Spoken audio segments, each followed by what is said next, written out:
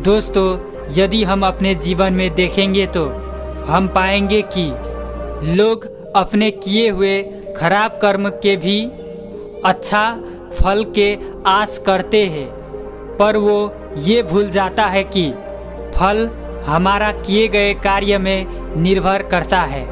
इसीलिए दोस्तों, हमें अपना दैनिक जीवन के क्रियाकलाप पे सचेत होना चाहिए और केवल अच्छा कर्म करते रहना चाहिए। एक बार एक युवक बुद्ध के पास आया। वो दिखने में बहुत उदास था। बुद्ध ने पूछा, तुम्हारा उदासीनता का कारण क्या है? युवक ने बोला, उनका पिता मर चुका है और वो चाहता है कि उसके पिता के लिए कर्म क्रिया बहुत ही उत्कृष्ट हो और उन्होंने अपना जीवन में किया हुआ सभी अच्छा या बुरा कर्म के बावजूद वो चाहता है कि उसका पिता का आत्मा स्वर्ग में जाए। इसके लिए मैं कोई भी पुजारी के पास जा सकता हूँ, पर मैं ये अनुरोध आपसे कर रहा हूँ कि आप उनके जीवन के बाद के अनुष्ठान करेंगे ताकि उनके बाद के जीवन में उन्हें स्वर्ग के प्राप्ति मिल सके और स्थायी रूप में वहाँ रह सके। बुद्ध ने युवक के बात सुनकर बोले, तुम बाजार जाओ और मिट्टी के 2 बर्तन खरीद के लाओ, थोड़ा मक्खन भी और साथ में छोटे छोटे पत्थर भी ले आना। युवक बाजार गया और वो सभी सामान लेकर आया, ये सोचकर कि ये सभी सामान काम क्रिया के लिए है।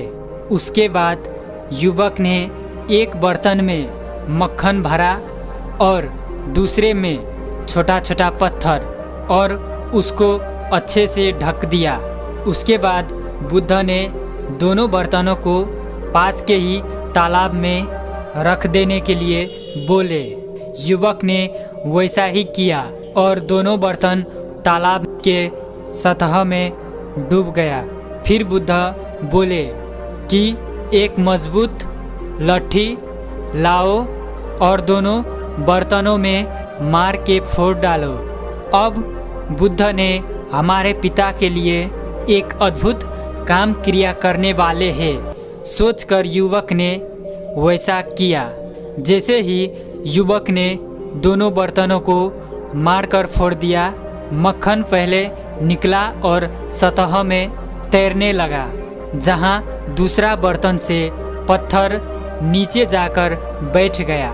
फिर बुद्ध बोले, ये मैं बहुत बार कर चुका हूँ, अब तुम अपना सभी पुजारी को बुलाओ, वो सभी आकर के प्रार्थना करे ताकि पत्थर उठ के सतह में आ सके और मक्खन डूब के नीचे जा सके।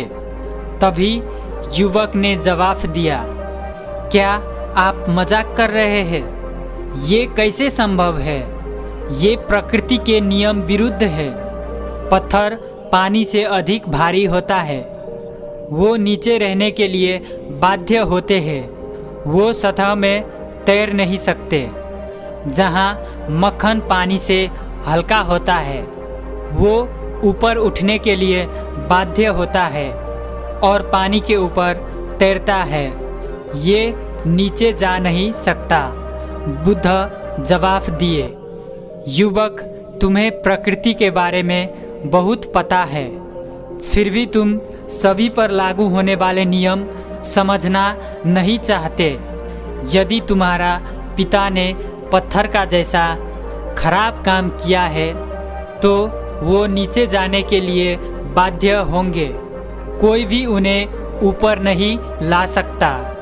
और यदि उन्होंने मक्खन के जैसे ही अच्छा काम किए हैं तो उन्हें ऊपर आने से कोई नहीं रोक सकता, वो ऊपर उठने के लिए बाध्य होंगे, कोई भी उन्हें नीचे नहीं धकेल सकता। ये कर्म के नियम है, ये प्रकृति के नियम है। हमारा समस्या ये है कि हम सोचते हैं कि कोई अदृश्य शक्ति हमें कोई न कोई रूप में हमारा पक्ष लेगा। यद्यपि हम हमारा अपना व्यवहार और अपना कार्य को सुधार करने के लिए कुछ भी नहीं करते।